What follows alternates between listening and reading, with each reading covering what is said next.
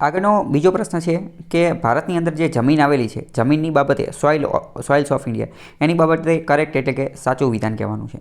Laterite soil, black soil એટલે કે કાળી જમીન અને એલ્યુવિયલ સોઇલ એટલે કે જે કાંપવાળી જમીન એની બાબતે વાત કરેલી છે. ટૂંકમાં જમીનની બાબતે તમને શું ખબર હોવી જોઈએ કે જમીન કઈ જગ્યાએ કેવી જોવા મળે છે, કઈ જમીન હોય તો કેટલો વરસાદ હોય. હકીકતમાં વરસાદના આધારે જ જમીન નક્કી થાય. 200 સેન્ટીમીટર કરતાં વધારે વરસાદ પડતો હોય ને તો જે છે એ લેટેરાઇટ સોઇલની જે છે એ રચના થતી હોય છે. તો શું છે એ તમને ખબર હોવી જોઈએ. અને આ જે સોઇલ જમીન ભૂમિ જે છે એ કયા કન્ટેન્ટની અંદર રીચ હોય એટલે કે એની અંદર કયું પ્રમાણ, કયા તત્વો, પોષક તત્વો વધારે જોવા મળતા હોય અને કયું જે છે એ ડેફિશિયન્ટ હોય એ તમને એનું લિસ્ટ જે છે ને એ તમારી પાસે તૈયાર હોવું જોઈએ.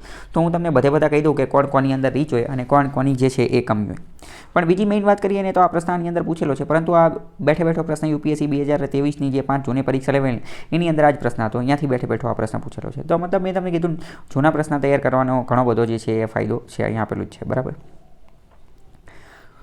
આગળ આપણે થોડું સમજીએ કે આ જે પ્રશ્ન જે છે એને આપણે ડીલ કરીએ.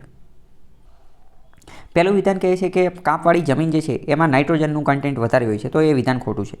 બીજું એમ કહે છે કે કાળી જમીનની અંદર આયરન એટલે કે લોખંડ, લાઇમ એટલે કે ચૂનો એનું પ્રમાણ જે છે એ વધારે હોય છે, જ્યારે નાઇટ્રોજનનું પ્રમાણ જે છે ઓછું હોય છે. એ વાત બિલકુલ સાચી છે. કાળી જમીન જે છે એનું તમારે ખાસ યાદ રાખવાનું કે કાળી જમીનની અંદર આયરન, લોખંડ, લોહ અને લાઇમ, ચૂનાનું પ્રમાણ વધારે હોય, જ્યારે નાઇટ્રોજનની એની અંદર કમી હોય છે. લેટેરાઇટ સોઇલ, લેટેરાઇટ જમીન જે છે જ્યાં સૌથી વધુ વરસાદ આવતો હોય ને ત્યાં લેટેરાઇટ જમીન જોવા મળતી હોય, એની અંદર પણ આયરન, લોખંડ અને એલ્યુમિનિયમનું પ્રમાણ જે છે એ વધારે હોય છે, જ્યારે નાઇટ્રોજન અને પોટેશિયમ જે છે એ એની કમી હોય છે. આ બે વિધાન સાચા છે અને પહેલું વિધાન જે છે એ ખોટું છે. આગળ આપણે બીજી થોડી વાત કરીએ કે કોની અંદર વધારે હોય ને ઓછું હોય ને એ બધી વસ્તુ.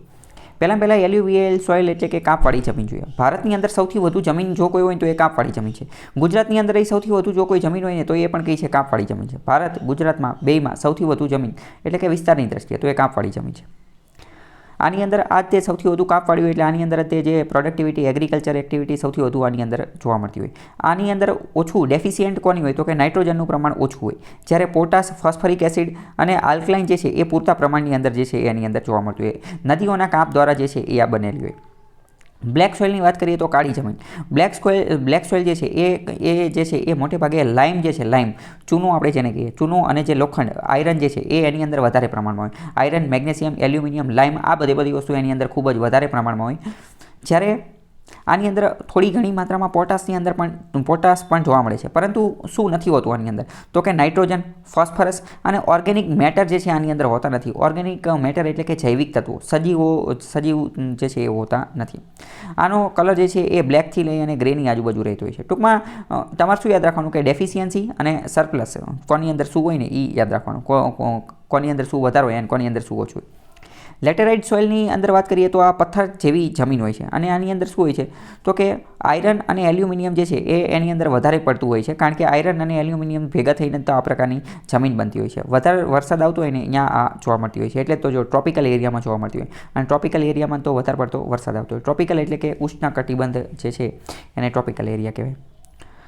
દરેક પ્રકારની જે લેટેરાઇટ જમીન હોય ને તો એ રસ્ટી રેડ પ્રકારની હોય. હકીકતમાં લેટેરાઇટ જમીન જે છે ને એ લાલ પ્રકારની હોય. લોખંડનો કલર એ લાલ હોય, એટલે લોખંડનો કલર એ લાલ હોય એટલે આ લાલ જેવી દેખાતી હોય છે. અને આની અંદર આયરન ઓક્સાઇડનું પ્રમાણ વધારે હોય છે, લોખંડના ઓક્સાઇડનું પ્રમાણ વધારે હોય છે, એટલે લાલ લાગતી હોય છે. અને લાલ ઉપરથી શબ્દ આવેલો છે લેટેરાઇટ.